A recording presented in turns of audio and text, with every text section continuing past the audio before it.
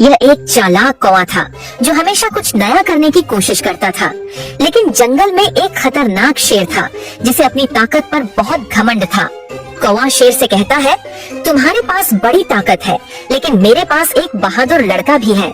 लड़का बिना डरे शेर से कहता है, हम तुम्हें ताकत से नहीं, दोस्ती से हरा सकते हैं। शेर हंसते हुए कहता है, तुम दोनों मुझसे कैसे लड़ सकते हो? कौवा शेर से एक सवाल पूछता है, पेड़ पर 5 सेब हैं, मेरे पास 3 है और तुम्हारे पास 2, तो बाकी कितने बचेंगे? शेर घमंड से कहता है, 5 ही बचेंगे। कौवा हंसकर कहता है, गलत, असली ताकत अक्ल होती है। फिर कौवा शेर से कहता है, मेरे साथ एक बहादुर लड़का भी है, हम ताकत के बजाय अपनी अक्ल और दोस्ती से तुम्हारे साथ रह सकते हैं। शेर सोचता है और कहता है, तुम दोनों में सच में कुछ खास बात है, मैं तुम्हारी इज्जत करता हूँ।